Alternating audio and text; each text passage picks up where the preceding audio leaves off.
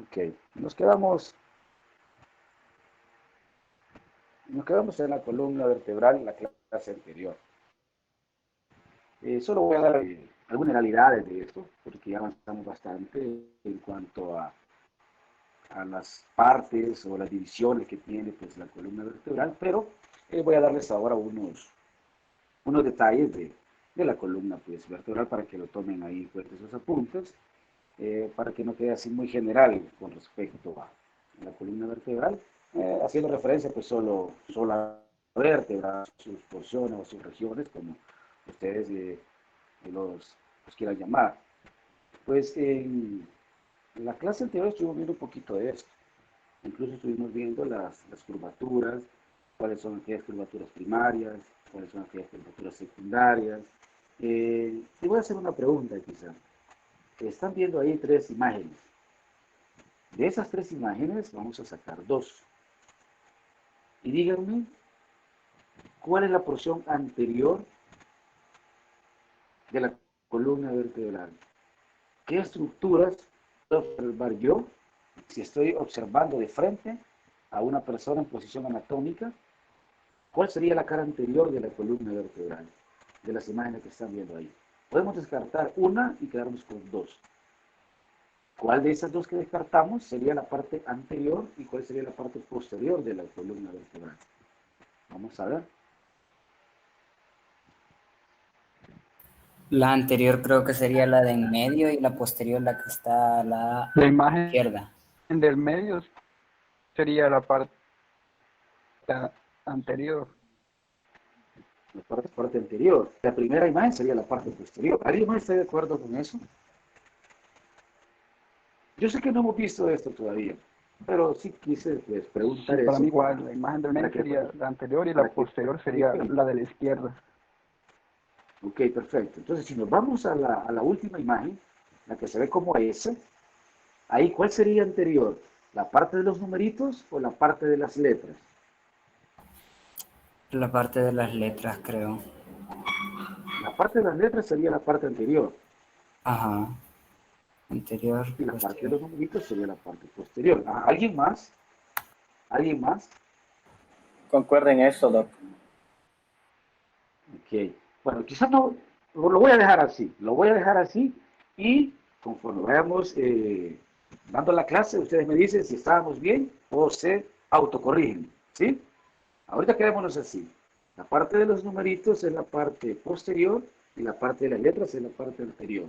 Lo cual quiere decir que ustedes bien, que me han dicho es que la imagen número uno de la parte izquierda sería la parte posterior y me dijeron que la imagen de en medio sería la parte anterior. Ok, dejémoslo hasta ahí.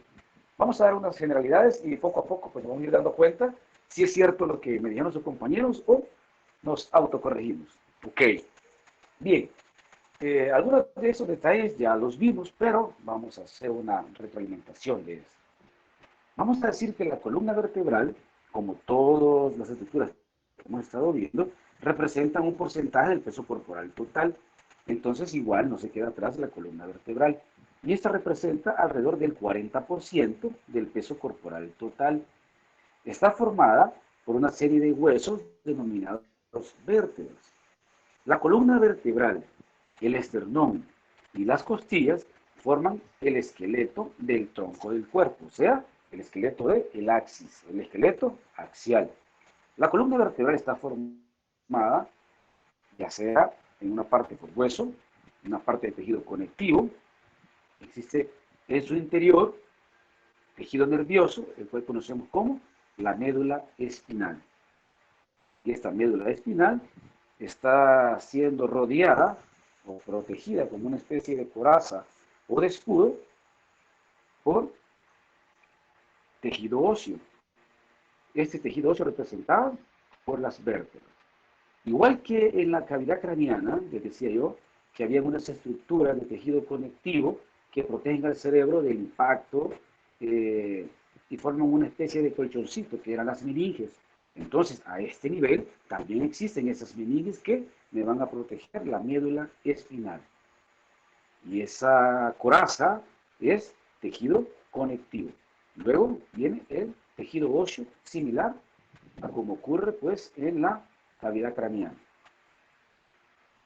Bien, la longitud de la columna vertebral tiene un promedio de unos 75 centímetros. Eso es en promedio. El promedio es de 71 centímetros. Pero podemos hacer una clasificación entre mujeres y hombres. En promedio, en el hombre, vamos a decir que tiene 71 centímetros. Y en la mujer, 61. Pongamos atención en eso. Decimos que el promedio puede ser 71 centímetros de largo. Pero si hacemos ya una diferencia entre mujeres y hombres, vamos a decir que la longitud es alrededor de 71 centímetros en los varones y de 61 centímetros en promedio en las mujeres. Estamos hablando ya en hombres y mujeres adultos.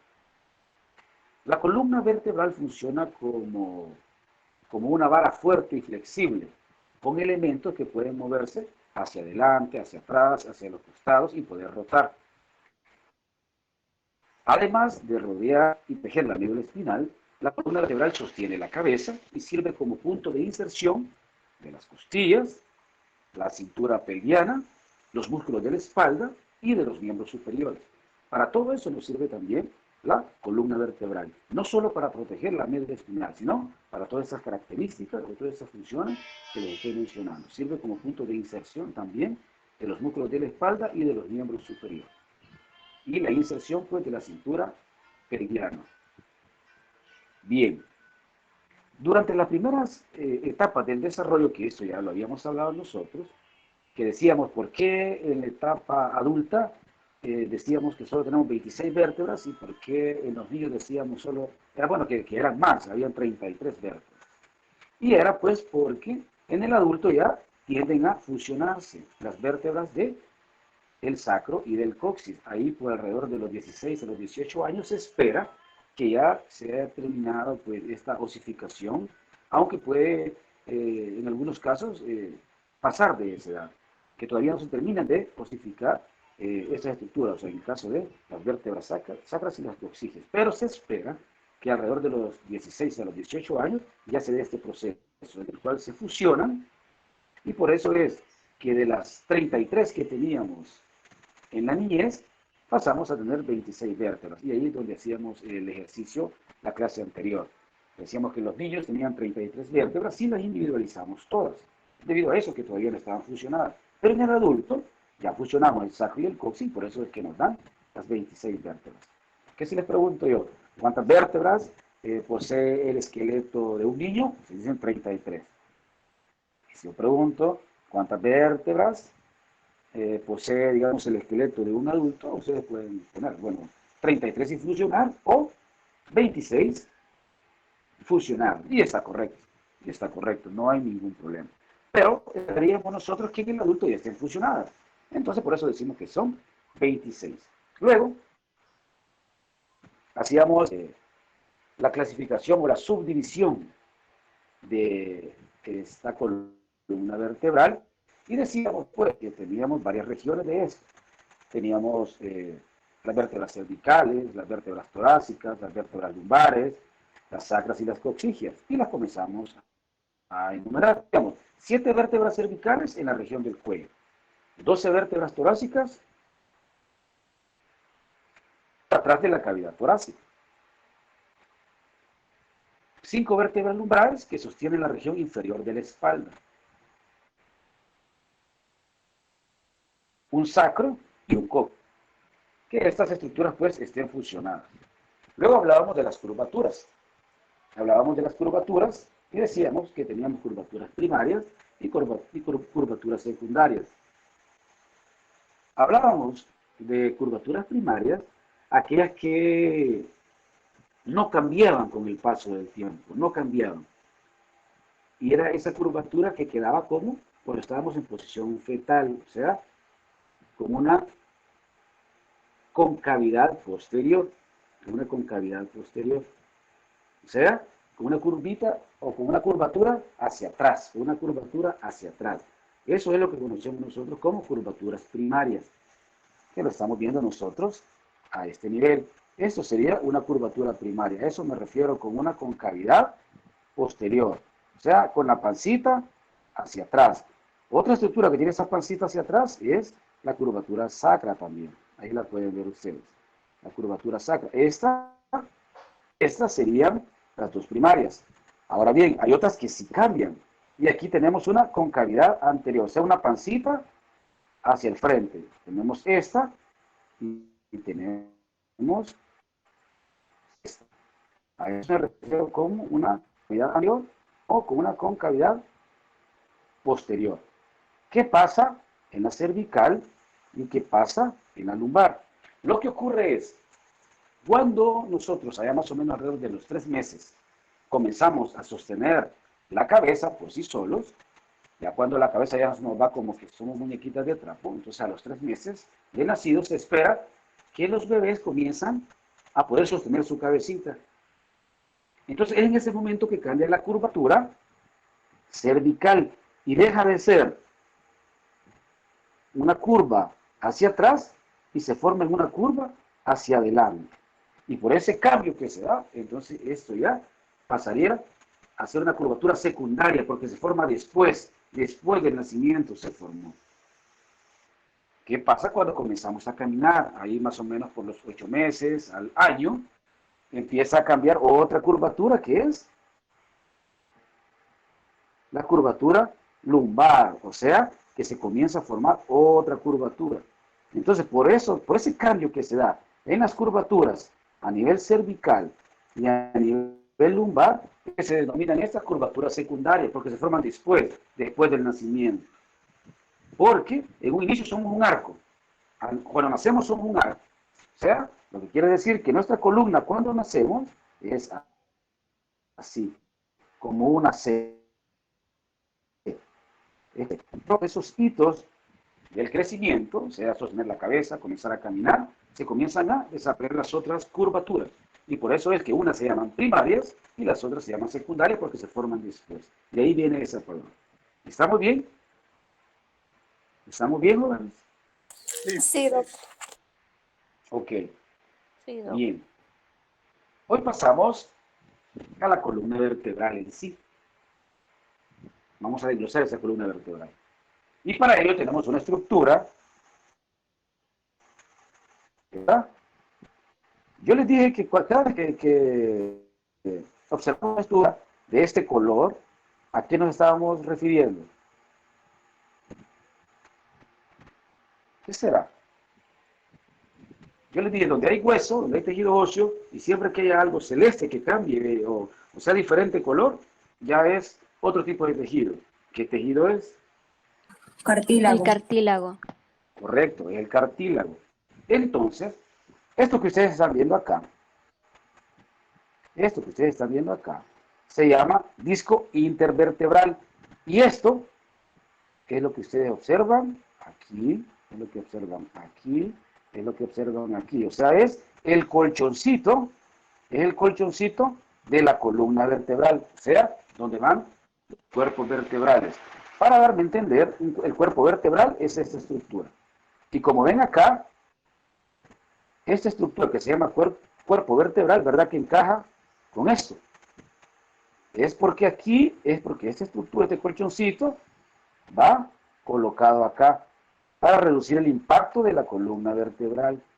¿Y para qué? No esté topando hueso con hueso. Entonces, esto es lo que se conoce como disco intervertebral. Cuando usted le dicen que tiene una hernia de disco, esto es lo que está pasando. Es que esta estructura es la que se ha herniado. Lo cual quiere decir que de acá se le ha salido y se le ha formado una hernia aquí. Y eso es lo que se conoce como hernia de disco. Porque esta estructura se ha herniado. O sea, le ha salido una chibolita, por decirlo así. Entonces, a eso es lo que llamamos hernia de disco y se puede dar a este lado o acá, dependiendo, pues, el traumatismo que se haya sufrido. Vamos a desglosar a este. Vamos a hacerlo un poquito grandecito y vamos a hablar de él. Ustedes pueden observar que hay dos partes. Hay una que se llama anillo fibroso y hay otra que se llama núcleo pulposo. Vamos a ver de qué se trata esto. Los discos intervertebrales se encuentran entre los cuerpos de las vértebras adyacentes, desde la segunda vértebra cervical hasta el sacro. Representan estos discos intervertebrales el 25% de la altura de la columna vertebral. Cada disco intervertebral presenta una parte que se llama anillo fibroso, que es la parte externa, y está formado por fibrocartílago, que se denomina anillo fibroso, y una sustancia interna, blanda, pulposa, sumamente elástica, que se denomina núcleo pulposo. Entonces, es como que estemos hablando del hueso. Hagamos una analogía con el hueso. La parte del centro es una especie de pulpa, algo gelatinoso. Por eso se llama núcleo pulposo, porque es una zona blanda. En cambio, eso que se llama anillo fibroso es una cubierta un poquito más fuerte de fibrocartílago. Si nosotros estuviéramos viendo el hueso, digamos en esta parte de acá, aquí estaríamos viendo nosotros el hueso compacto y en el centro estaríamos con el hueso esponjoso, o sea, más blando. Entonces es similar a esto. Aquí tendríamos el periósteo, que es la parte, la capa es endurecida del hueso que me lo protege. Entonces es similar a esto. La parte externa sería como mi hueso compacto y la parte interna sería como mi hueso esponjoso. Lo único que aquí estamos hablando de cartílago. Entonces, de este mismo cartílago hay una parte que es más endurecida y por eso se llama anillo fibroso. Y la parte de más gelatinosa, como pulpa, eso es el núcleo pulposo. ¿Ok? ¿Estamos bien? Núcleo pulposo, anillo fibroso. Y esto lo que me permite es... Hola, dígame. Una consultita. En el disco intervertebral que está mencionando en este momento, ¿qué sucedería si tuviera un orificio, digamos algún daño orificial? ¿Eso obligaría a la columna a que se debilitara? Correcto, claro. Lo que pasa es que puede haber un desgaste de ese, ¿cómo es que se llama? De ese cartílago. No necesariamente puede ser hernia, sino como ya lo dijo usted, puede haber ahí un desgaste que me esté generando que ya la columna esté impactando cuerpo vertebral con cuerpo vertebral y se fusiona. Entonces ahí ya tenemos otro tipo de patología también. Ahí estamos hablando que se fusiona y la columna se hace rígida, porque ya no va a tener esa movilidad, porque se soldó, por decirlo de alguna manera. Pasaría lo que pasa en las vértebras sacras y la coxigia, tendría usted movilidad. Y claro, eso generaría no solo el hecho de que pierda la movilidad y la rigidez, sino que esto provocaría también dolor. Y sí puede pasar eso. Sí puede pasar. Que se ve como que se llama eso que usted está diciendo. O sea que eso podría provocar, ¿cómo se llama? Invalidez. Tal vez no tanto invalidez, porque a ese nivel no pasa la médula espinal. Ya vamos a ver por dónde pasa la médula espinal.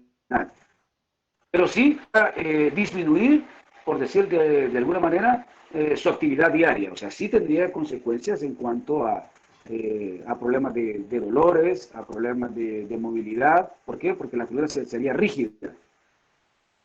Entonces, no tanto de invalidez, a menos que aparte de eso habría una hernia y que estaría protruyendo en la parte posterior. Ahí sí, ahí podríamos decir que incluso podría generar esa sensación de hormigueo, debilidad, dependiendo pues la altura en la que se esté dando la lesión.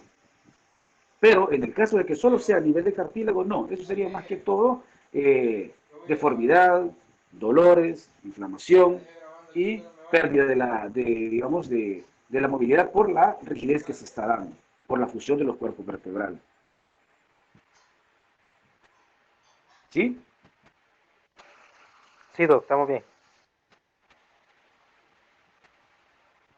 Ok. Bueno, estábamos...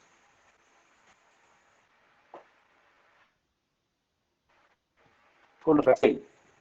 Entonces decíamos, la parte de afuera, que es más rígida, es el anillo fibroso, ahí lo que está ahí como entre corchetes o llaves, y la parte central es el núcleo pulposo, una sustancia un poquito más suave.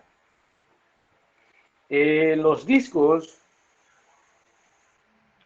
forman fuertes articulaciones, permiten los diversos movimientos de la columna vertebral y absorben el impacto vertical, o sea, el peso de todo nuestro cuerpo. O sea, cuando saltamos, cuando caminamos, cuando corremos, eso pues hace que se distribuya mejor, por decir así, el impacto el impacto que se da a nivel pues, de los cuerpos vertebrales, o sea, absorbe los impactos cuando caminamos y cuando hacemos cualquier actividad. Para eso sirven esos discos intervertebrales, una especie de colchoncito para que no se esté dando la fricción de hueso con hueso. Estos, bajo compresión, o sea, cuando estamos erguidos o parados, en hiperestación, sufren compresión, se achatan y se ensanchan, o sea, debido pues al peso que están soportando de nuestro cuerpo. Ahora bien, a lo largo del día, los discos intervertebrales se van comprimiendo y su cartílago se deshidrata por lo mismo, porque están soportando una gran presión. Recuerden que el centro, por ser una gelatinosa, es a sufrir cambios, a sufrir modificaciones con el peso. Entonces, todo el día nosotros pasamos caminando, parados, sentados, entonces, de alguna manera, estos sufren pues una pequeña compresión y comienzan a deshidratarse. Por lo que en la noche somos un poquito más bajos, o sea, eso sí es cierto, o sea, por esa modificación que sufren los cuerpos intervertebrales, en la noche, ya cuando terminamos la actividad del día, tendemos a ser un poquito más pequeños. Lo que ocurre contrariamente por la mañana. En la mañana, como hemos estado en posición horizontal, estos cuerpos intervertebrales se rehidratan, estos discos intervertebrales se rehidratan, por lo tanto, en la mañana podemos ser un poquito más altos, por esa hidratación que ha sufrido el disco intervertebral, porque se ha vuelto a rehidratar debido a que no ha estado sufriendo la compresión de todo el día, porque usted está pues en decúbito dorsal, dependiendo cómo duerma, o en decúbito lateral, pero ya la columna vertebral no está sufriendo, digamos, el peso vertical, sino que usted ya está acostadito, entonces ahí vuelve a hidratarse. Dígame una característica de ese disco intervertebral en cuanto a su nutrición venosa, por decir así, y arterial. ¿Qué pasaría? ¿Qué podrían decir? ¿Están estos ricos en vasos sanguíneos o estarían pobres en vasos sanguíneos? ¿Qué piensan ustedes? Según las características del tejido. Como tienen tejido conectivo, sí tienen vasos sanguíneos. Ajá.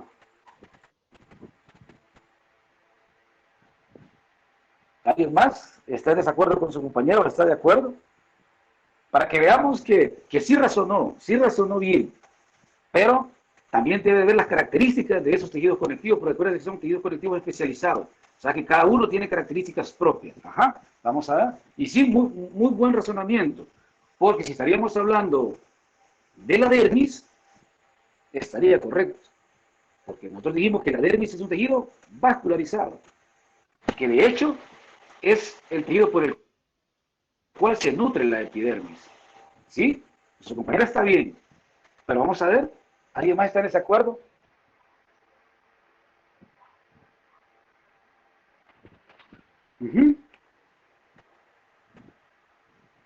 Hola. ¿Alguien apoya a su compañera o está en desacuerdo? Quizás sí, lo que estaría de acuerdo con ella. Ok. Bien, ahora le hago una pregunta yo. ¿Cuál es la característica del cartílago? ¿Qué les dije yo del cartílago? ¿Cuál es la característica que tiene el cartílago? Y creo que le mencioné las orejas. Duro. Aparte de duro, ¿carece de qué?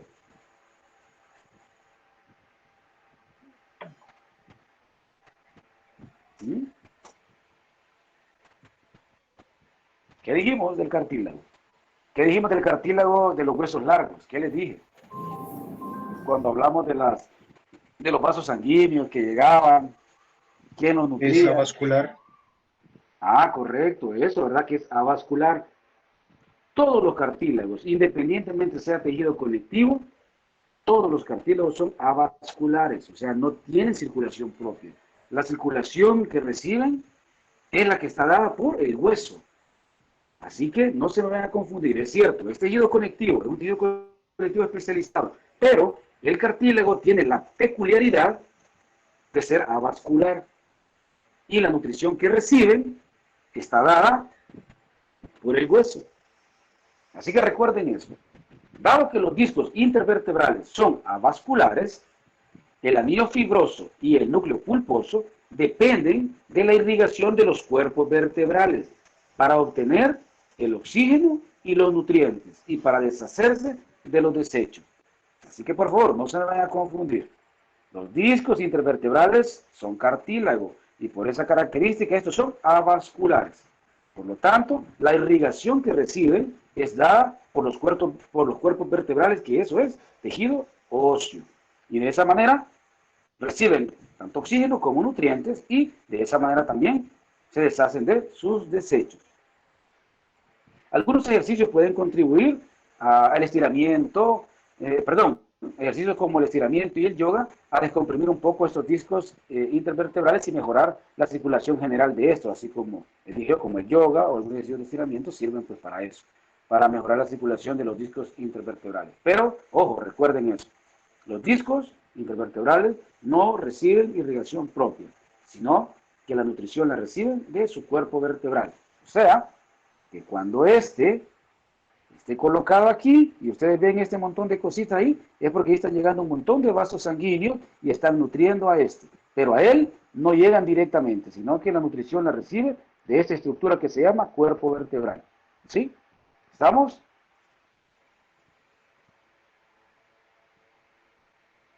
Bien. Hoy vamos a hablar de las características de una vértebra típica. O sea, ¿cuáles son las partes de esa vértebra típica? Ya sabemos que estas vértebras nosotros las podemos ubicar en regiones. En la región cervical, en la región torácica, en la lumbar, en la sacra y en la coxigia. Pero en sí todas tienen características en común, o sea, tienen las mismas partes. Solo que en algunas puede que hayan, o que sean más grandes, que sean más prominentes, que estén hacia arriba, hacia abajo, más laterales, que los agujeros se ensanchen más, que sean más chiquitos, o que tengan estructuras accesorias. Pero eso es según la región. Pero en sí, una vértebra típica tiene estas estructuras que les voy a mencionar a continuación. Les presento, pues, a la vértebra, ¿verdad? Todo esto es una vértebra. Vamos a desglosar cada una de las partes de esa vértebra. Principalmente, las vértebras tienen una estructura que se llama cuerpo vertebral. El cuerpo vertebral es esto. Esta estructura en forma que sería cilíndrica o cúbica, como ustedes le quieran llamar, o redondeada. Esto es el cuerpo vertebral. Características de eso. El cuerpo vertebral es la porción, ok, ahí viene y se contestan los compañeros a lo que estaba, a la primera pregunta que les hice. El cuerpo vertebral es la porción anterior, gruesa y con forma de disco de la columna vertebral. ¿Se corrigen o estaban bien? Vuelvo a repetir. El cuerpo vertebral es la porción anterior gruesa y en forma de disco de la columna vertebral. Entonces, jóvenes. Estaba correcto porque decía que los números eran los de la parte... No dijeron que los números eran la parte posterior y que las letras eran la parte anterior. No. Yo sí dije eso. ¿Ah? Yo sí dije eso. ¿Cómo? Yo sí dije ¿El qué? lo contrario. Yo dije que, ¿Qué dijo usted? que las letras eran el anterior y me equivoqué ahí. Ajá. Ah, ¿verdad? Correcto. Entonces, Ajá. sí. Los numeritos son la parte anterior y eso que ustedes ven así como salientes, un poco accidentadas, eso es la parte posterior de la columna vertebral. Entonces, lo que ustedes están viendo en esta parte es la parte anterior de la columna, porque aquí están viendo ustedes los cuerpos vertebrales. En cambio aquí, lo que están viendo ustedes son las apófisis espinosas, o sea, la parte de atrás. Aquí están viendo cuerpos vertebrales, la parte de adelante, y aquí están viendo las apófisis espinosas de todas las vértebras de la columna, y esto es la parte posterior, para que no se vayan a confundir. Entonces sí, los cuerpos vertebrales son la porción anterior gruesa y en forma de disco de la columna vertebral. Es la parte de la vértebra que soporta el peso. Sus superficies, tanto superior e inferior, presentan rugosidades, o sea, eso que ustedes están viendo ahí, esas rugosidades que les dije, todo eso que se ve ahí como tejido esponjoso. Entonces, tanto la parte superior como inferior presentan esas rugosidades, ¿para qué? para la inserción de los discos intervertebrales cartilaginosos. La superficie anterior y las superficies laterales contienen forámenes nutricios. Los forámenes nutricios, vamos a extender, serían como esta estructurita que ustedes ven ahí, estos orificios que ustedes ven ahí. Esa parte como estos ojitos, esos ojitos. Entonces, esa especie de agujeritos que hay en todo el cuerpo vertebral, que ven aquí, que ven aquí, que ven ahí, todos esos agujeritos son similares al orificio cuando estábamos viendo nosotros los huesos largos, ¿se acuerdan? Donde entraba pues la arteria nutricia, la vena nutricia, por el orificio. Entonces, pues es lo mismo, por ahí están entrando los vasos sanguíneos. Y esa es la característica que tienen estos cuerpos vertebrales, que son sumamente vascularizados. Entonces, todas esas estructuritas que ustedes ven ahí, esos orificios, todos esos, están rodeando a todo el cuerpo vertebral. O sea, quiere decir que están en todo el cuerpo vertebral, o sea, en todo su cuerpo, en esta zona, pero haciendo referencia a todo alrededor de esto. Por eso es que les digo que la superficie tanto anterior y las superficies laterales contienen forámenes nutricios, donde entran los vasos sanguíneos. Es decir, estas aberturas, a través de los cuales los vasos sanguíneos aportan los nutrientes y el oxígeno al tejido óseo y remueven el dióxido de carbono y los desechos de él, o sea, del cuerpo vertebral. ¿Estamos bien, jóvenes, con el cuerpo vertebral?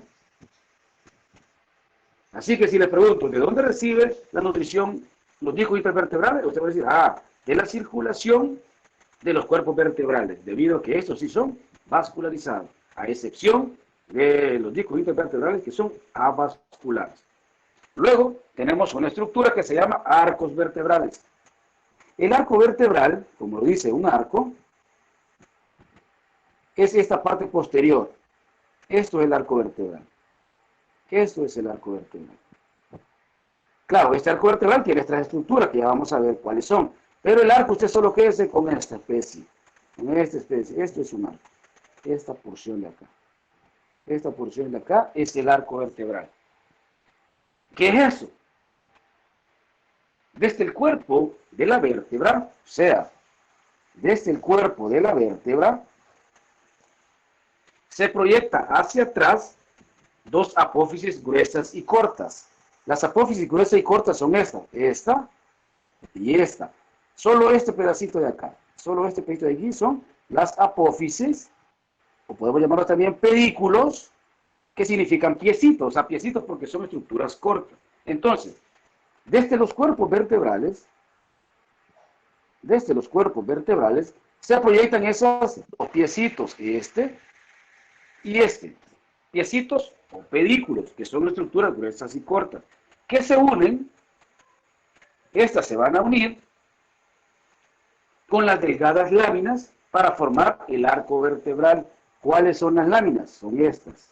Esto de aquí es una lámina y esto de aquí es una lámina. Entonces, cuando se une el pedículo con la lámina con el pedículo, entonces es lo que forma el arco vertebral. Eso es lo que forma el arco vertebral. El pedículo y la lámina y el pedículo que se unen con el cuerpo vertebral me forman el arco vertebral. Entonces, el arco vertebral se extiende hacia atrás del cuerpo de la vértebra. Juntos, el arco vertebral y el cuerpo vertebral rodean la columna para formar,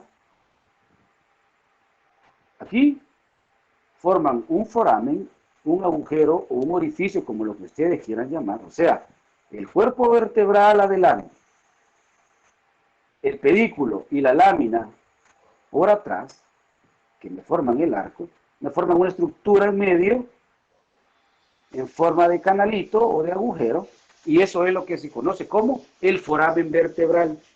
¿Alguien sabe qué arroja el foramen vertebral, jóvenes? ¿Qué pasará por el foramen vertebral? Médula espinal. Perfecto, eso pasa por ahí. No se les olvide eso que acaba de decir su compañero. Si yo les pregunto, ¿qué estructuras forman el foramen vertebral? Usted va a decir, está formado por el cuerpo vertebral por delante y por el arco vertebral por atrás. Y el arco vertebral está formado por el pedículo de cada lado y por la laminilla de cada lado. ¿Sí? ¿Se comprende? ¿Se comprende dónde están esas estructuras? Puede volver a repetirlo, Doc, porfa. Vaya, ¿cómo no? Vaya, les dije yo. Esta estructura que tenemos en el centro, ya lo dijo su compañero, eso aloja la médula espinal, esta parte de acá. Pero ¿cómo se forma este foramen vertebral? El foramen vertebral está formado por delante por los cuerpos vertebrales y por atrás por el arco vertebral.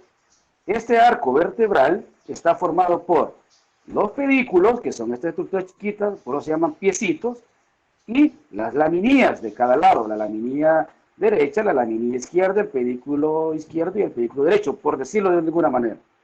Entonces, esas estructuras me forman el foramen vertebral, que es donde pasa la médula espinal. ¿Quién forma el arco vertebral? El arco vertebral está formado por el pedículo y por la laminilla, o sea, por los dos pedículos y por las dos laminillas. ¿Sí? Ya el foramen vertebral, ese sí, está formado por el arco vertebral por atrás y por el cuerpo vertebral por delante. ¿Hoy sí? ¿Hoy sí, joven? Hoy sí, Doc. Gracias. Ok, Sí. entonces, perfecto. Vale. Este foramen contiene la médula espinal, contiene también tejido conectivo, que son las meninges. Y pues, correcto, pues los vasos sanguíneos. En conjunto, los forámenes vertebrales de todas las vértebras, o sea, recuerden, ¿verdad? O sea, este espacio que se está formando aquí, se forma en todas las vértebras, o sea que estaría más o menos en esta ubicación, por todo esto para abajo, por todo esto para abajo. Aquí pasaría la médula, acá atrás de los cuerpos vertebrales pasaría la médula. Entonces, cada uno de estos forámenes, el de aquí arriba, el que forma acá, el que forma acá, el que forma acá, el que forma acá, y por donde pasa toda la médula hacia abajo, o sea, por este espacio que ustedes ven acá, cuando apilamos todas las vértebras, como que estuviéramos apilando una línea de latas, si nosotros las ponemos con el agujero del mismo lado, si digamos tenemos unas latas de gaseosa, y ponemos 10 latas de gaseosa, pero todas las ubicamos con el orificio del mismo lado. Entonces, ese orificio continuo que se forma desde la primera lata hasta la última, es lo que se conoce como el conducto vertebral. El conducto vertebral, ¿por qué? Porque hacemos una especie de conducto cuando apilamos todas las vértebras. ¿Se comprende eso? ¿Se comprende eso, jóvenes? ¿Se comprende lo del conducto vertebral? Ok, ustedes acuérdense de eso, de las latas de gaseosa apiladas una encima de otra. Pero si ustedes ubican el orificio del mismo lado, entonces, si ustedes perforan esa lata, se forma un conducto. Entonces lo mismo pasa con las vértebras. Todas las vértebras ya apiladas forman ese conducto vertebral. Pero el conducto vertebral se forma a raíz de los forámenes vertebrales de cada una de las vértebras. O sea, de esta estructura. O sea, las 7 vértebras cervicales tienen este orificio. Las 12 vértebras torácicas tienen este orificio. Las 5 vértebras lumbares tienen este orificio. Entonces, cuando yo pongo todas estas vértebras una encima de otras, este orificio me forma un canal. Ah, pues ese canal que se forma es lo que conocemos como el conducto que pasa la médula espinal. Ahora bien, los pedículos muestran una concavidad superior y una concavidad superior e inferior. Esas escotaduras que se forman, eso se conoce como escotaduras vertebrales. Vámonos nuevamente para acá, para que no se me confundan. Esto es foramen vertebral. La unión de todos estos forámenes cuando apilamos las vértebras se conoce como conducto vertebral. Ahora vamos a ver otro foramen. Y están acá, miren. Este es el piecito. ¿Visto? En su cara, por decir así, en una vista superior estamos viendo esto, de una vista superior. Aquí lo estamos viendo de una vista lateral. Entonces, esta misma estructura que ustedes ven aquí es esta, miren, es esta. Esto que están viendo acá.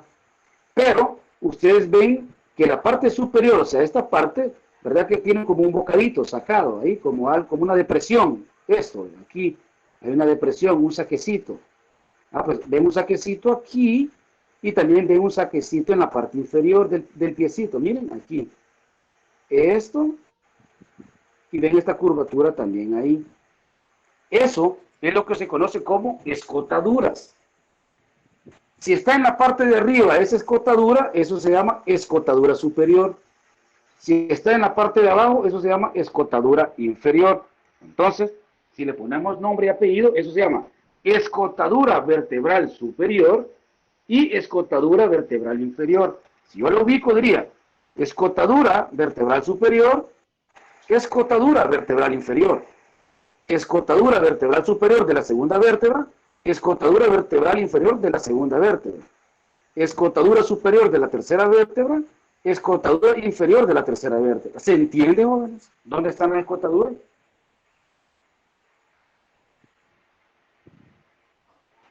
¿Se comprende dónde están las escotaduras? Sí. Sí. Va, perfecto. ¿Por qué? Igual como en el conducto que está formado por los forámenes vertebrales, lo mismo pasa con estas escotaduras. La escotadura inferior de la vértebra número 1, junto con la escotadura superior de la vértebra número 2, me forman este orificio, miren. Eso que está ahí. Ahí, exactamente. Me voy a ubicar. Ese orificio que se forma ahí, se está formando por la escotadura inferior de la vértebra número 1 y por la escotadura superior de la vértebra número 2 y me forma un orificio. Ese orificio que me forma se llama foramen intervertebral. Foramen intervertebral. Ese foramen intervertebral es por donde salen los nervios raquídeos. O sea, si la médula espinal pasa por este conducto que está acá, por todo esto, entonces las raicitas que salen de la columna, salen por estos agujeros, aquí, aquí y por todo esto. Entonces sale uno por aquí, sale otro por aquí, sale otro por aquí, sale otro por aquí. Eso es lo que conocemos los nervios raquídeos, los nervios del raquis, que salen de la médula espinal. Porque la médula espinal, como les digo, está alojada aquí. Aquí. Entonces es como que la médula espinal está acá y saca sus raicitas por acá. Y saca sus raicitas por acá. Eso lo estaríamos viendo de una forma anterior. Está la médula aquí y saca sus raicitas por acá y saca sus raicitas por acá. Pero de una forma lateral, estamos diciendo que la médula espinal pasa por en medio, pero saca sus raicitas por acá, saca sus raicitas por acá y saca sus raicitas por acá. Entonces, no se confundan en los forámenes. Foramen vertebral, el más grandote, es el que está en el centro. La unión de todos estos forámenes, cuando apilamos todas las vértebras, forma el conducto vertebral, por donde pasa la médula espinal. Esto ya es diferente. Es el foramen intervertebral, o sea, entre vértebra y vértebra, intervertebral. Y por aquí pasan los nervios raquídeos, o sea, por ahí salen los nervios raquídeos, para que no se me confundan. Son tres estructuras diferentes. ¿Se comprende? ¿Y por quién se forman los forámenes intervertebrales? Ustedes van a decir, se forma por la escotadura inferior de una vértebra y la escotadura superior de la otra vértebra. Así se forman las escotaduras. O sea, por la escotadura vertebral inferior de una vértebra y la escotadura superior de la otra vértebra. ¿Estamos, jóvenes? Escotadura superior, escotadura inferior. Escotadura superior, escotadura inferior. Escotadura superior, escotadura inferior. Entonces, la escotadura inferior de la vértebra 1 y la escotadura superior de la vértebra 2 me forman el foramen intervertebral por donde pasa la médula espinal. ¿Estamos? ¿Sí? Para que vean que no son cosas, que son cosas diferentes.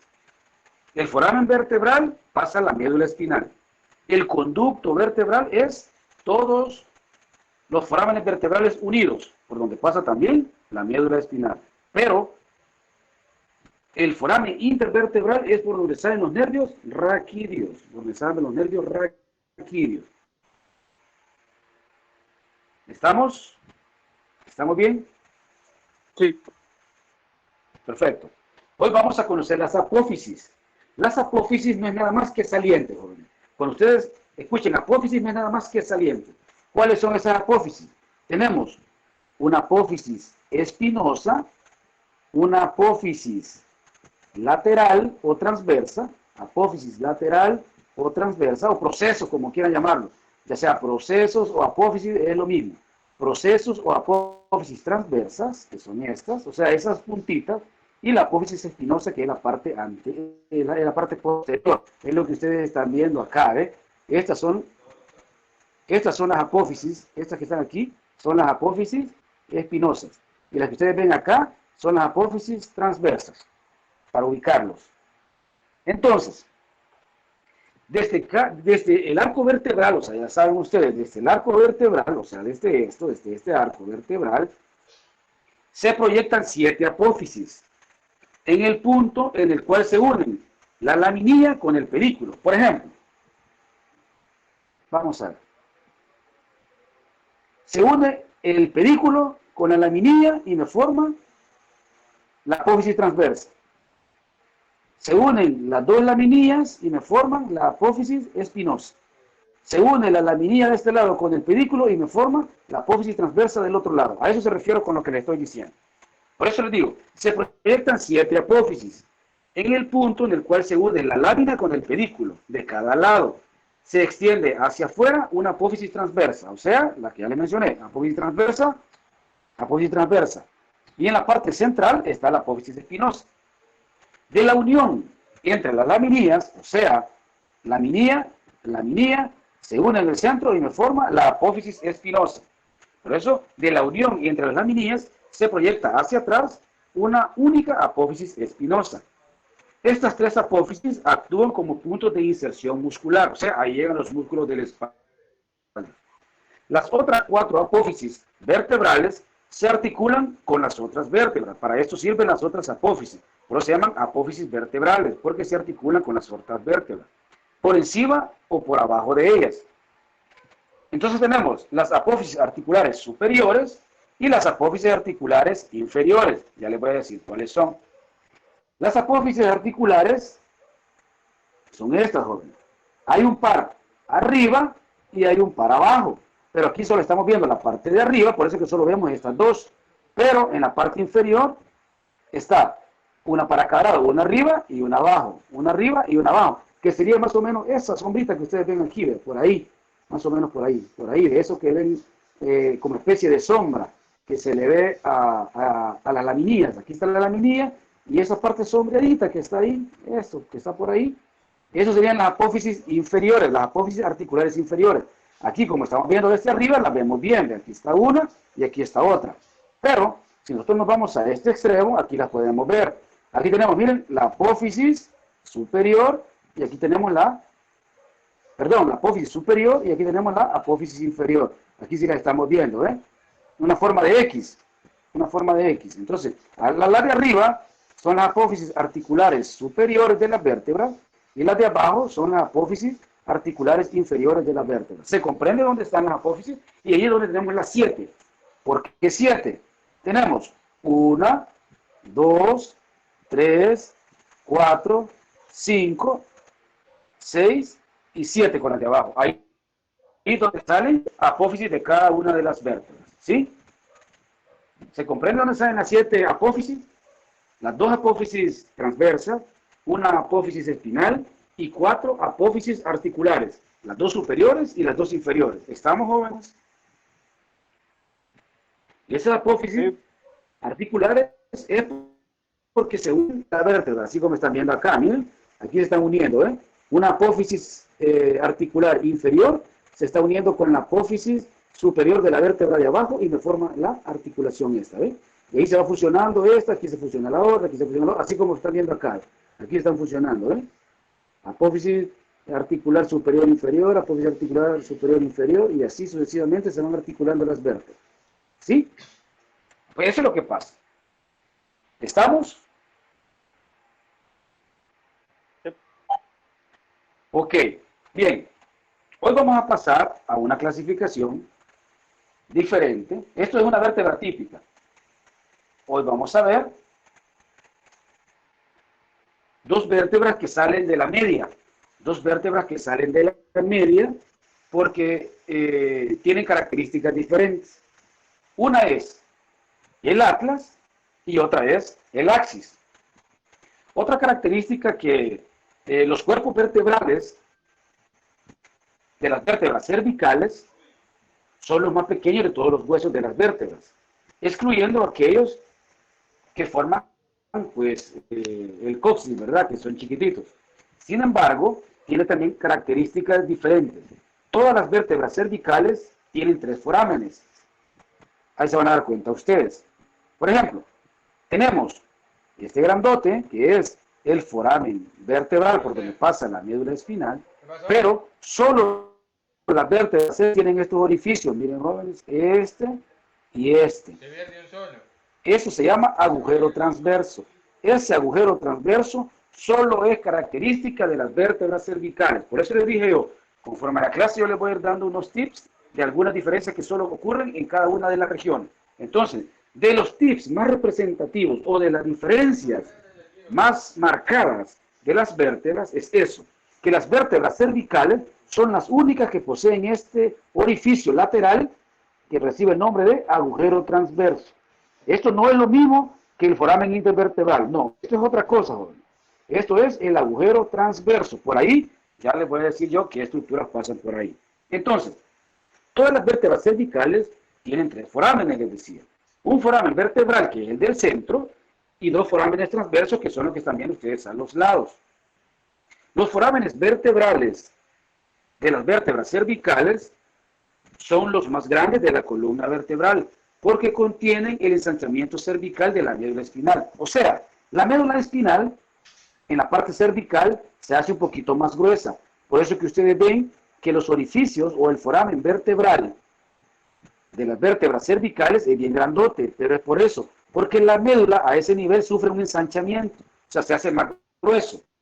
Por eso el orificio también es una de las características a nivel de la vértebra cervical, que el foramen vertebral es más grueso, debido al ensanchamiento que sufre la región cervical de la médula espinal.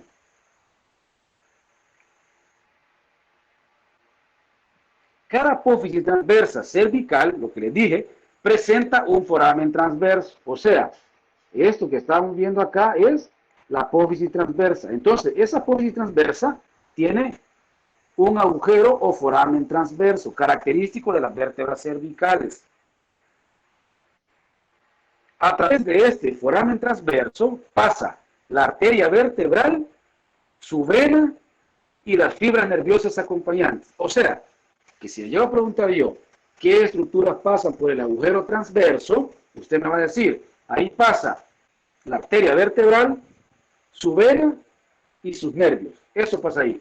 Arteria, vena, nervio. Eso pasa por ahí. Arteria, vena y nervio. Si yo le pregunto qué estructuras pasan por el foramen transverso, usted me va a decir, por ahí pasa la arteria, la vena y el nervio vertebral. Ahora bien, si yo le digo, ¿qué estructura pasa por el foramen vertebral, o sea, el del centro? Usted me va a decir la médula espinal. Y si yo le digo, ¿qué sale por los forámenes intervertebrales? Usted me va a decir, por ahí salen los nervios raquídeos. Para que vea que son 3 estructuras diferentes. Son 3 estructuras diferentes. No es lo mismo. No es lo mismo el foramen vertebral, no es lo mismo el agujero transverso, y no es lo mismo el foramen intervertebral, para que les quede claro. No es lo mismo. Entonces, hoy vamos a las características específicas de 2 vértebras cervicales. Tenemos el atlas y tenemos el axis. Las 2 primeras vértebras cervicales difieren considerablemente del resto. El atlas, o sea, la número 1, así llamado por el atlas mitológico, que estaba castigado sosteniendo la tierra, o sea, sosteniendo el mundo con sus hombros. Este atlas es la primera vértebra cervical por debajo de la cabeza. Es un anillo óseo con un arco anterior, o sea, con un arco anterior y con un arco posterior. ¿De qué carece esta vértebra así a simple vista, jóvenes? ¿Qué es lo que no tiene? Que tienen las demás vértebras. Vamos a ver, así a simple vista. ¿Qué estructura tiene esa vértebra que no tiene, que tiene las demás y que ella no tiene? ¿De qué carece? Podría ser cartílago. ¿Qué más? ¿Qué estructura más representativa no le ven ustedes ahí? Si les estoy diciendo que tiene un arco anterior y que tiene un arco posterior. No tiene los piecitos. ¿Y qué más no tiene? Piecitos sí tiene, pero se le han hecho unos piezotes. ¿Perdón? Apófisis espinal. Quiero ver si se fijan. Sí, ajá, correcto, sí, también es cierto, no tiene apófisis espinosa. Pero ¿qué estructura más representativa? Se la voy a mostrar otra vez. Miren cómo es una vértebra típica. Miren cómo es una vértebra típica. Esto es una vértebra típica, miren. Ahora vean el atlas y díganme qué no tiene, jóvenes. Si no ven eso, correcto, no tiene cuerpo vertebral. Piecitos sí tiene, pero esos piecitos se le convirtieron en piezotes, y ya les voy a decir por qué. Piecitos sí tiene, no se le ven porque se le hicieron piezotes. ¿Por qué? Esos piecitos se convirtieron en piezotes porque como no tiene cuerpo vertebral, los piecitos hacen las partes de ese cuerpo vertebral. Por eso es que no tiene cuerpo vertebral. Y esos piezotes lo que van a alojar, o sea, estos serían los piezotes que se conocen como masas laterales. Esto es una masa lateral. Esas masas lo que hacen es soportar el peso de la cabeza. Ahí se articula la cabeza a través de unas estructuras que se llaman cóndilos del occipital. Cóndilos del occipital. Esos cóndilos del occipital son los que llegan a este nivel y aquí se articula con la cabeza. Por eso se llama el atlas, por ese atlas mitológico que sostenía la tierra con sus hombros. Por eso le pusieron atlas a esta, porque prácticamente está haciendo lo mismo. Está soportando sobre sus hombros, o sea, sobre sus hombros, el peso de toda la cabeza. Y eso se llama masa lateral. Y esto sustituye al cuerpo vertebral, porque aquí es donde se articula con la cabeza. Entonces, las superficies superiores de las masas laterales, llamadas facetas articulares superiores, son cóncavas, o sea que tienen una depresión. Se articulan con los cóndilos del occipital, del hueso occipital, para formar una articulación que se llama atlanto-occipital. La articulación que se forma con las masas laterales del atlas y los cóndilos del occipital, vamos a irnos atrás para que no se me pierdan.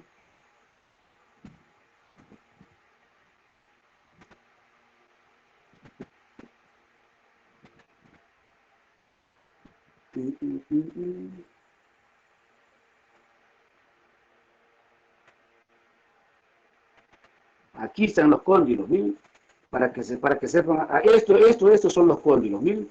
Entonces, con esto se articula el atlas, con esta porción. Esto es la parte inferior, o sea, la parte de abajo de su cabeza, jóvenes. Esto es la parte de abajo de su cabeza, la parte de atrás.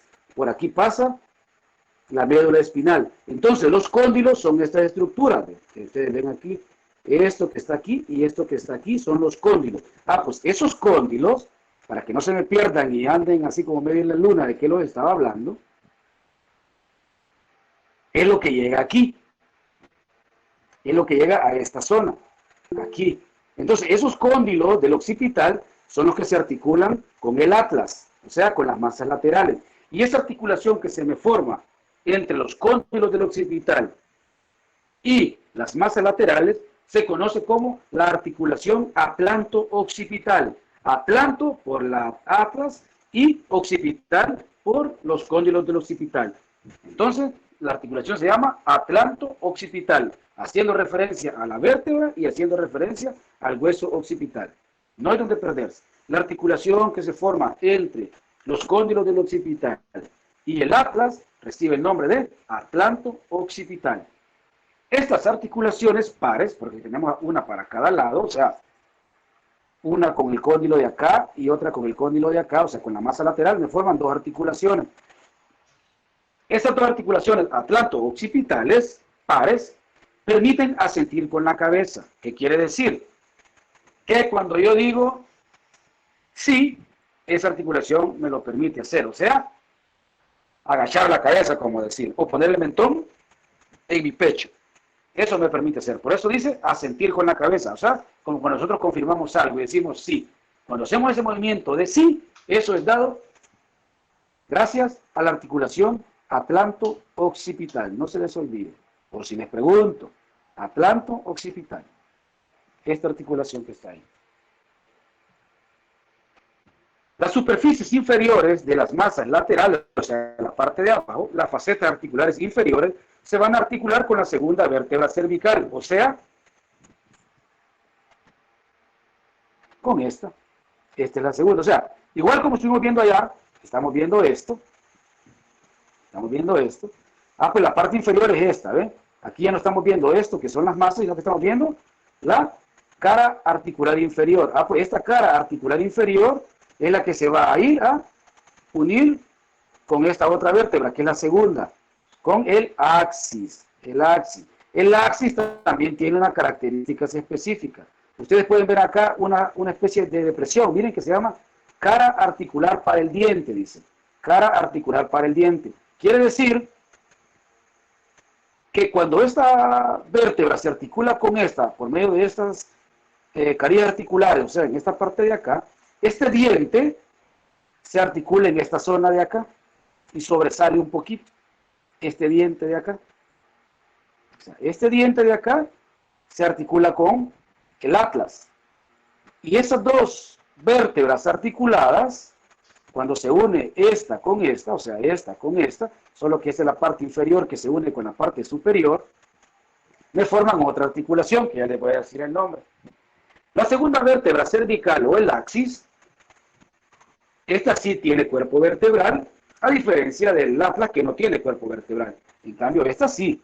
Aquí pueden ver ustedes el cuerpo vertebral, ¿ven? Aquí pueden ver el cuerpo vertebral. Chiquito, pero tiene cuerpo vertebral. En cambio, esta no. ¿Ven? No ven cuerpo vertebral, solo ven las masas laterales. El cuerpo vertebral es esto. Esto sí es cuerpo vertebral. Y esto se conoce como apófisis odontoide o diente. Entonces, la apófisis en forma de estaca se denomina apófisis odontoides. Se proyecta hacia arriba, se pueden ver aquí, tiene una proyección hacia arriba que debe articularse con esta zona. Entonces, se proyecta hacia arriba a través de la región anterior del foramen vertebral del atlas. O sea, esta es la región anterior. Entonces, este diente sobresale aquí cuando se articulan estas dos. Entonces, se forma acá. Por eso les estoy diciendo que la apófisis odontoides sobresale o se articula en la cara anterior del foramen vertebral del atlas. La apófisis odontoides constituye un pivote sobre el cual rota el atlas y la cabeza. Entonces, cuando se unen estos dos, forma como un pivote, o sea, algo que gira. Un pivote, ya saben ustedes que es algo que gira. Entonces, esa característica que le da de pivote, la articulación del axis con el atlas, me permite rotar la cabeza de lado a lado, como cuando usted dice no. Cuando le hacen una pregunta y usted no está de acuerdo y usted dice no, entonces esa acción de mover la cabeza de lado a lado es dada por esa articulación, por la articulación que se forma entre el atlas y el axis. Y esa articulación se llama, ¿cómo se llama si unimos los dos nombres? Vamos a ver. Punto. Vamos a ver. Únanmela.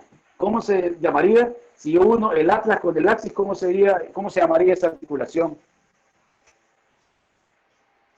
Vamos a ver sin miedo. Así cuando les pregunten el examen ya saben cómo se llama. ¿Cómo se llamaría la articulación si yo uno el atlas con el axis? Únanla.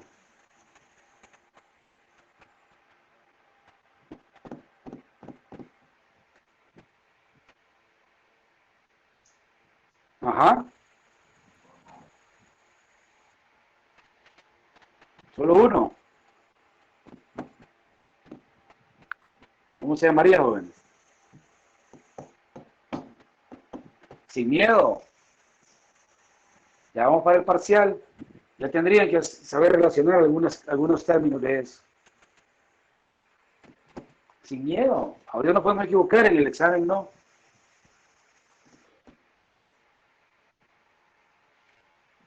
¿Cómo se llamaría?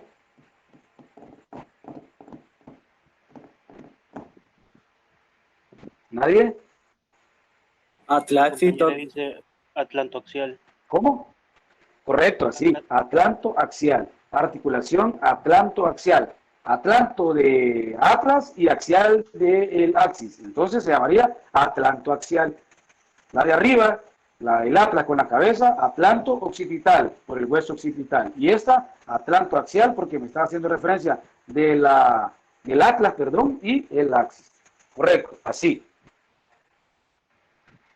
Cuando hay accidentes de tránsito o cuando nos empujan o cuando caemos sobre el cuello en una precipitación o en una caída, lo delicado es por la cercanía que hay de este diente o de la apófisis odontoides con esta zona y la médula espinal que pasa acá es que si a usted lo empujan, usted la cabeza hace este movimiento de látigo.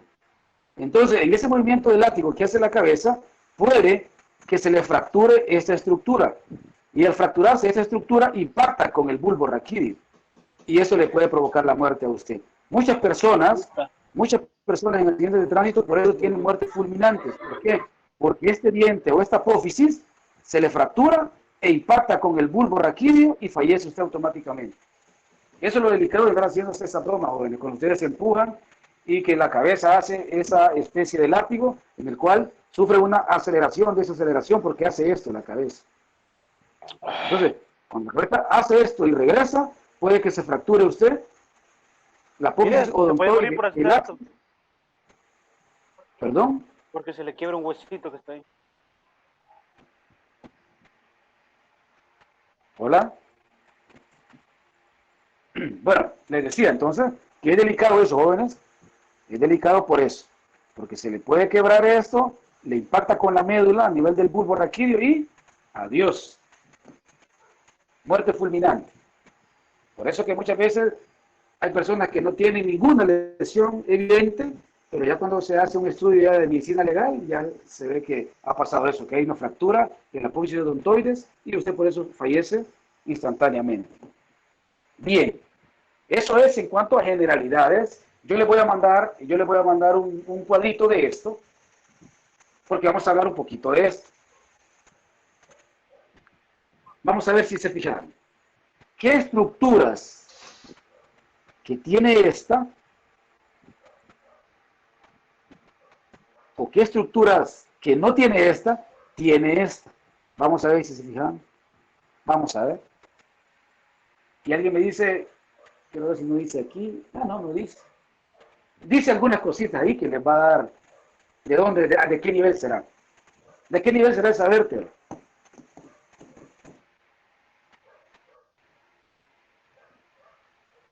¿Qué estructuras le ven a esta que no tienen las otras? Vamos a ver si se fijan. Así le voy a preguntar en el examen, jóvenes. Por eso estoy haciendo este ejercicio ahora. Vamos a ver.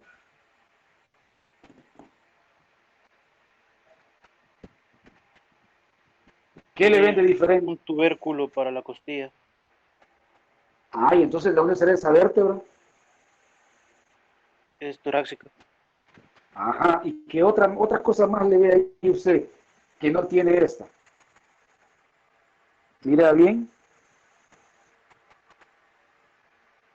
Mire estas. ¿Qué no tiene? ¿O qué tiene de más? Ya dijo una. Tiene un tubérculo para la costilla, correcto. No tiene los agujeros transversos. Porque solo tiene uno. Perfecto, correcto. No tiene los agujeros transversos, correcto. Sí, correcto. No tiene. Las torácicas no tienen agujeros transversos. Tiene el ¿Y qué más foramen tiene? vertebral, pero no sé si le falta el arco. Ahí lo tiene, lo que pasa es que como solo hay una vértebra, no lo va a identificar usted totalmente. En el cuerpo vertebral no notan algo raro. Su forma. ¿Perdón? ¿Qué más notan del cuerpo vertebral? ¿Qué hay en ese cuerpo vertebral que no hay en las otras? Hemicarías. Ah, correcto. No tienen las otras esas hemicarías, ¿verdad? ¿Para qué se dan esas hemicarías?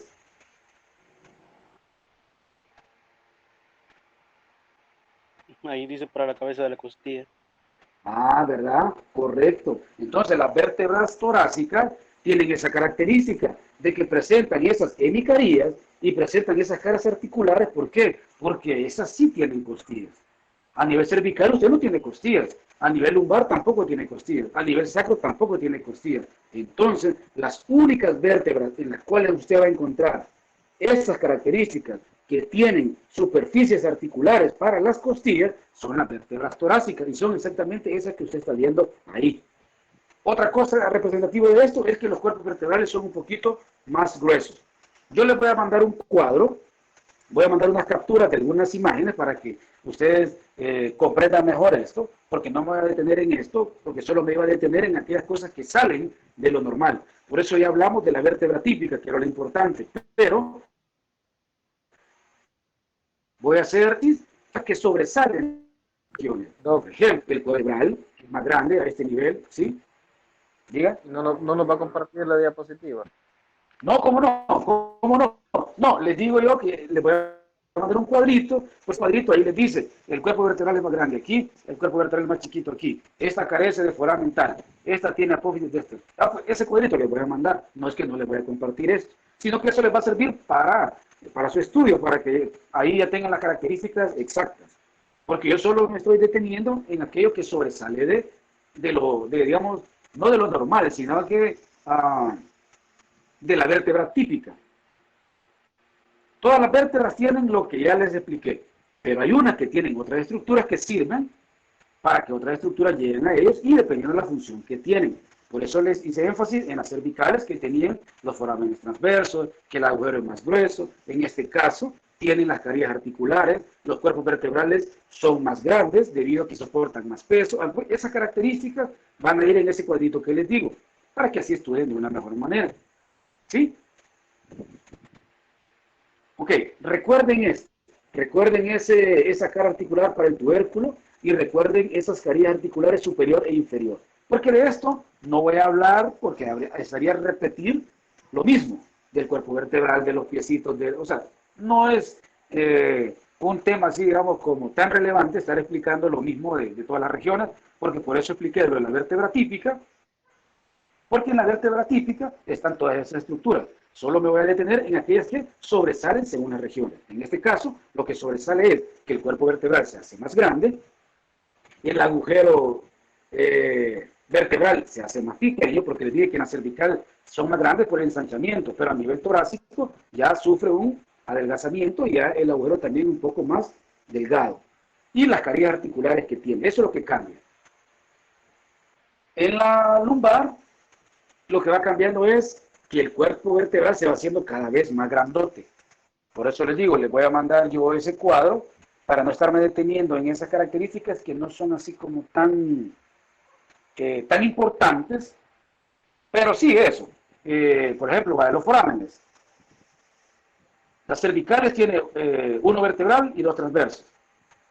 La torácica solo tiene uno vertebral. La lumbar, uno vertebral. El tamaño. Los cuerpos vertebrales son más pequeños en las cervicales, un poquito más grandes en las torácicas y sumamente grandes en las lumbares. Ah, pues ese cuadro, eso es lo que les voy a ir diciendo. Si las apófisis transversas son más grandes, son más chiquitas, si las apófisis espinosas son bífidas o no, pues ese cuadro yo se lo mando. Les voy a hacer un PDF y les voy a mandar todas las imágenes que yo considero o cuadritos que les van a servir para estudiar para el examen. No se preocupen, yo les mando eso. Bien, no me detengo en esto porque en la lumbar, como les digo, yo les voy a mandar ese cuadro, pero todo es, o sea, todas las estructuras en sí son las que ya vimos, las de una vértebra típica. Solo lo que va a cambiar es el tamaño o un poquito la forma, que unas son más laterales o unas son más hacia arriba, unas más hacia abajo, entonces no me voy a detener en eso. No me voy a detener en cosas más importantes para avanzar, como en el caso ya de las costillas. Bueno, aquí ustedes ya saben. Aquí rápido, en esto, también. Aquí ya tenemos tanto el sacro como el coxis fusionado. Aquí pueden ver S1, S2, S3, S4, o sea, referente a sacra 1, sacra 2, sacra 3, perdón, sacra 4 y sacra 5 y la sede de coxigio. Esto que ustedes ven aquí, estas alas, no es nada más que la fusión de todas las apófisis transversas. Esto no es nada más que la fusión de todas las apófisis transversas. Esto, fusión de las apófisis transversas. La parte posterior, la cresta esta, la cresta media, no es nada más que la fusión de las apófisis espinosas, o sea, de esto. La fusión de esto y esto me forma las alas, y la fusión de esto a nivel sacro es lo que me está formando esto.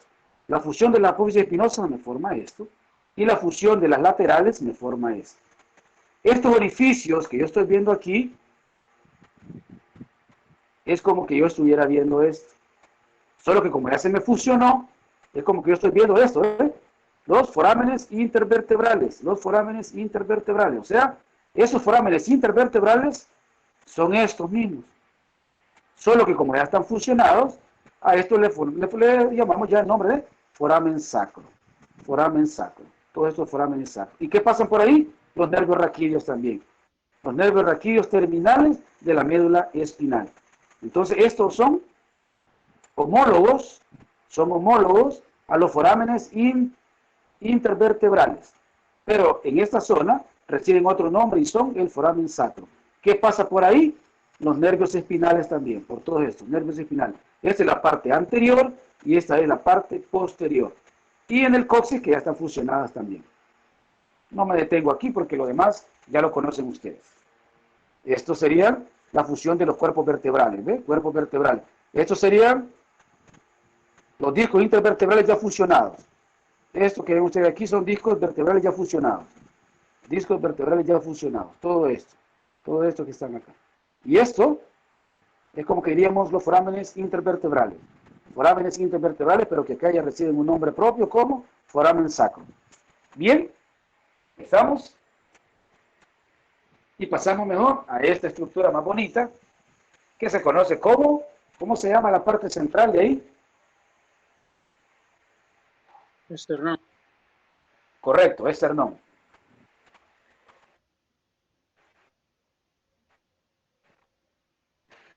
Entonces, ya se este dorcito, y aquí pues tienen sus divisiones. Vamos a decir, el esternón es un hueso plano, según la clasificación, angosto, situado en el centro de la pared anterior de la cavidad torácica. Este esternón mide alrededor de 6 centímetros y está formado por 3 partes. Este esternón está formado por 3 partes, ahí las pueden ver ustedes. Ahí se ve una especie de articulaciones que se van formando. ¿Cuáles son esas 3 partes del esternón? La superior constituye el manubrio, o sea, el manubrio es esta zona de acá. El manubrio, el cuerpo y la parte más inferior, o sea, la parte no puedo ubicarme ahí. Bueno, pero esa apófisis sifoide, eso que ven ahí, la puntita. Esas son las 3 partes del esternón. La parte más superior, el manubrio. La parte casi cilíndrica, podemos decir, la plana, el cuerpo. Y la última porción, la apófisis sifoide. Esas son las 3 partes que le conforman el esternón. Generalmente, los segmentos del esternón se fusionan a los 25 años. O sea, esta parte de acá se me fusiona a los 25 años, esta parte de acá, incluso la apéndice sifoide termina de osificarse incluso hasta después de los 40 años. Pero, esta parte de acá, o sea, esta articulación que se me forma acá, a los 25 años ya está sólido eso, generalmente. La unión del manubrio con el cuerpo forman un ángulo, o sea, esta parte de acá, esta parte de acá, esta parte de acá. Cuando se me une el manubrio y el cuerpo me forman un ángulo que se llama ángulo external. El manubrio presenta una depresión en la superficie superior, o sea, es esta, esto. Lo que ustedes se pueden tocar al terminar su cuello y sienten una especie de hoyito que tienen ahí a nivel central. Esa como especie de U que se puede tocar usted a nivel de las clavículas. Usted viene, se toca y hay un orificio ahí. Ah, pues ese orificio que ustedes tocan finalizando su cuello, en la parte anterior, es lo que se conoce como escotadura supraesternal o escotadura yugular. O sea, esta parte de aquí. Esta parte de aquí. Eso es la escotadura supraesternal o la escotadura yugular. A ambos lados de esa escotadura external se encuentran dos escotaduras más, una derecha y una izquierda, que son estas. Aquí hay una escotadura, hay una escotadura, hay una escotadura y hay una escotadura. ¿Alguien sabe qué llega ahí? Así por lógica. ¿Qué estructura llega ahí?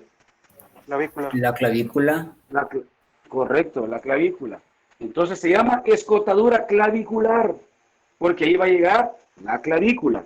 Entonces tenemos escotadura supraesternal y la escotadura clavicular, porque es donde va a llegar la clavícula. Y que me van a formar una articulación que recibe el nombre de articulación externo-clavicular. Externo de esternón y clavicular de clavícula. Entonces, la articulación que se me forma a este nivel por la escotadura clavicular y la clavícula recibe el nombre de articulación externo-clavicular. El manubrio también se articula con los cartílagos costales de la primera y la segunda costilla.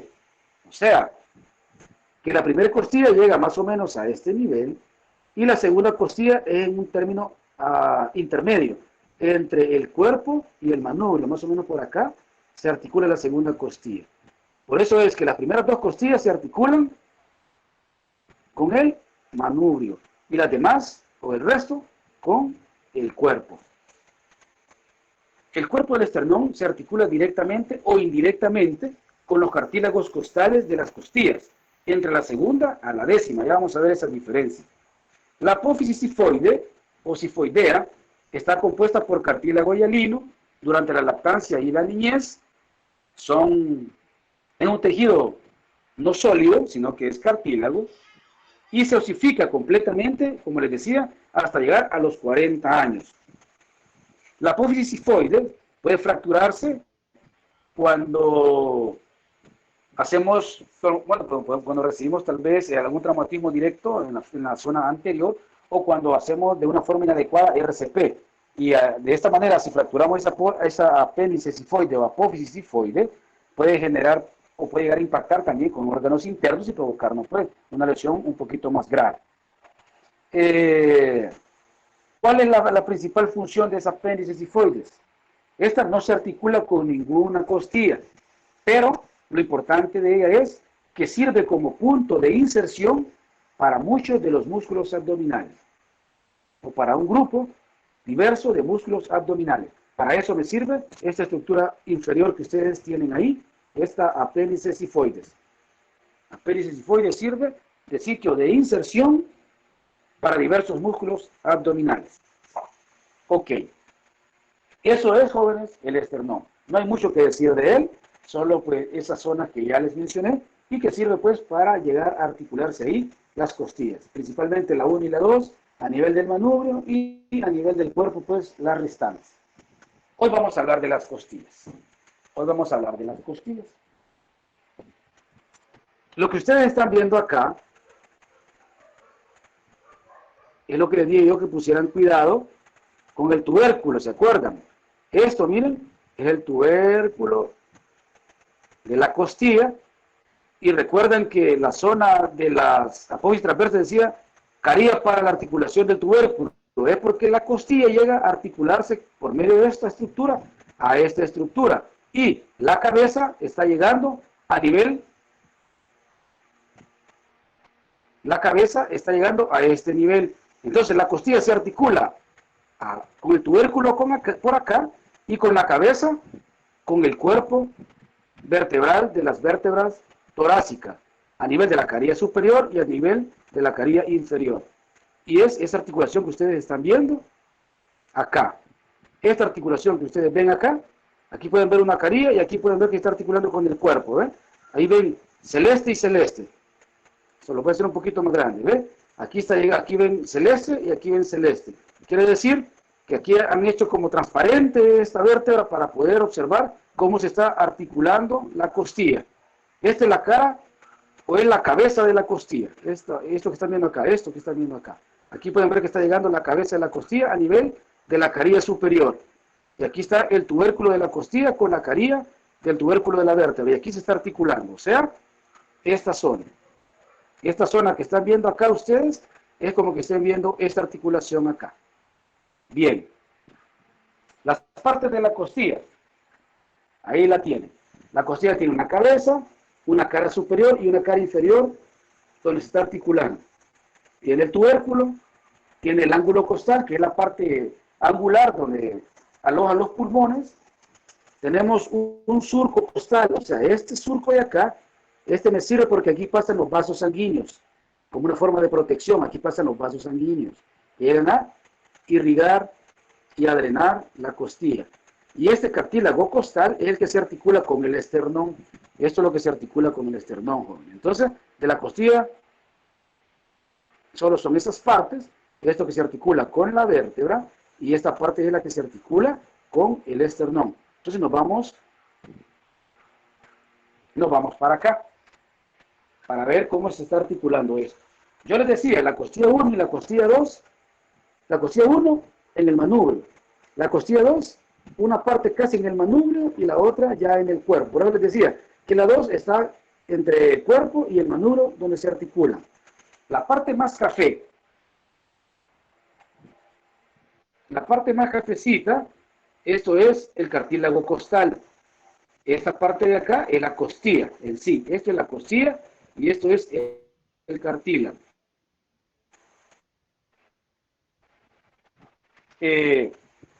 Vamos a hablar de algunas características de esa costilla.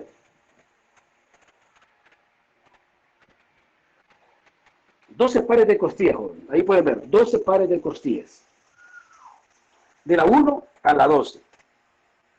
Desde arriba hacia abajo, brindan soporte estructural a los costados de la cavidad torácica. Las costillas se alargan de la primera a la séptima y después se acortan hasta... Cada costilla se articula atrás con su correspondiente vértebra torácica.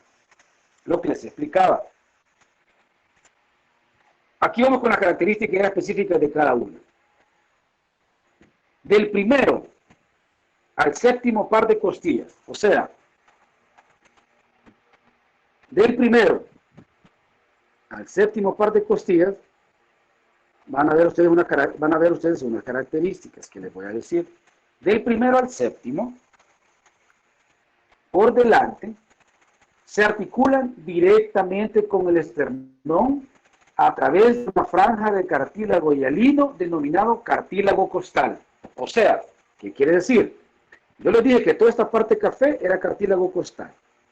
Entonces, de la 1 a la 7, si ustedes ven, se articulan directamente. Miren, 1, 2, 3, 4, 5, 6, y la 7 todavía se articula directamente. Miren, la 7 se articula directamente, aunque se ven dos cartílagos ahí, pero se articula todavía directamente. Ya van a ver por qué.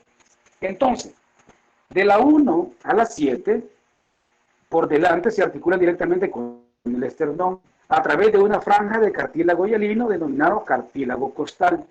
Los cartílagos costales constituyen la elasticidad de la caja torácica y evitan que eventuales golpes sobre el tórax fracturen el esternón o las costillas, o incluso ambos. Las costillas que tienen cartílago costal y se articulan directamente con el esternón, las conocemos como costillas verdaderas. Repito, las costillas que tienen cartílagos costales y se articulan directamente con el esternón, las conocemos con el nombre de verdaderas o esternales. ¿Qué quiere decir? Que van desde las vértebras hasta el esternón. Entonces, los pares de la 1 a la 7, vamos a decir que son las las costillas verdaderas. Las costillas verdaderas son de la 1 a la 7, o vértebro-esternales. Ojo con eso, de la 1 a la 7, verdaderas o vértebro-esternales, porque sus cartílagos costales se van a unir directamente con el esternón.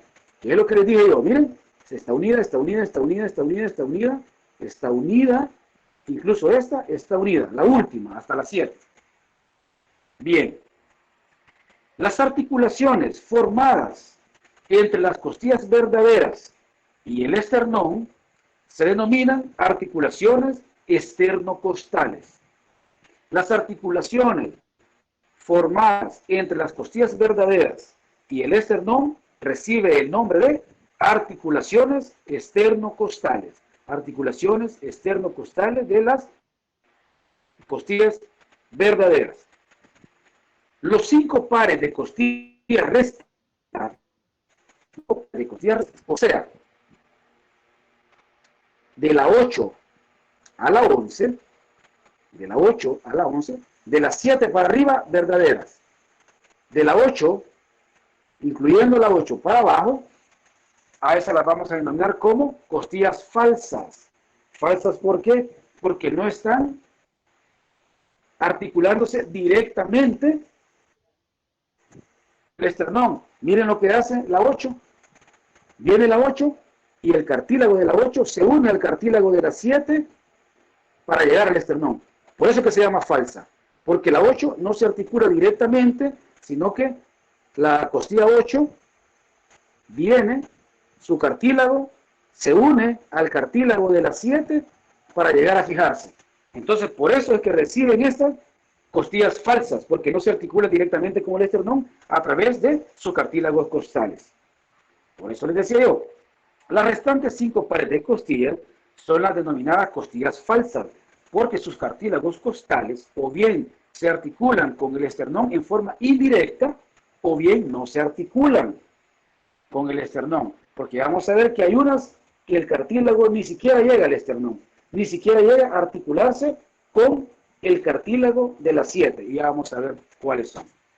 Entonces, los cartílagos del 8º, 9º y 10º, o sea, de la costilla 8, 9 y 10, se articulan entre sí, y después es que llegan hasta el esternón, con el cartílago del 7º par de las costillas. Estas falsas costillas se denominan costovertebrales. Estas costillas falsas se denominan costovertebrales, o sea, costillas con vértebra. Los pares de costillas, 11º y 12º, o sea, la 11 y la 12, se componen de costillas falsas. O sea, la 11 y la 12 forman parte de las costillas falsas, pero reciben otra clasificación, y es que se denominan como flotantes. Flotantes porque el cartílago costal anterior no se articula con el esternón. Estas costillas solo se articulan por detrás de las vértebras torácicas. Y es lo que pueden ver ustedes acá. Hasta la 10, ven que el cartílago de la 10 se va uniendo, se une con el de la 7 y se va. Por eso son falsas. Desde la 8 a la 12 son falsas. Pero las últimas dos, o sea, la 11 y la 12, si ustedes ven, están libres. No puedo marcar acá, no me da chance ahí de marcar, pero va, por lo menos esta, miren, esta y esta, si ustedes ven el recorrido, están libres. El cartílago no se une a nada y no se une tampoco al esternón. Por esa característica de estar en el aire, es que reciben la denominación de llamarse costillas flotantes, porque no se articulan con nadie. O sea, sí tienen un poquito de cartílago costal, pero este no se articula ni con el esternón, ni con el cartílago costal de otras vértebras. Y por eso es que se denominan flotantes. Entonces, las 3 clasificaciones más grandes serían esas. Las verdaderas, porque se articulan directamente con el esternón. Las falsas, porque no se articulan directamente con el esternón. Y las flotantes, que no se articulan con nada. Y esas son las clasificaciones. De la 1 a la 7 verdaderas, de la 8 a la 12 falsas, pero las últimas dos tienen una clasificación que son flotantes. La inflamación de uno o de más cartílagos costales, vamos a decir que se llama o le denominamos costocondritis, o sea, a la inflamación de ese cartílago. Cuando nos damos un golpe y se nos inflama así la costilla y que un dolor que no podemos respirar, eso es costocondritis, la inflamación de ese cartílago costal. Y como dicen, colorín colorado, este cuento se ha acabado. Hasta aquí llegaría su primer examen parcial, jóvenes. Está fácil, ¿verdad? O sea, no hay mucho de dónde perderse, solo que sí, hay que aprenderse un montón de detallitos, porque hay un montón de estructuras ahí. Y como les digo, ya hoy en la noche les subo yo hoy a la clase y les voy a hacer un PDF con imágenes que considero yo que les pueden ser de utilidad para estudiar para su parcial. ¿Sí?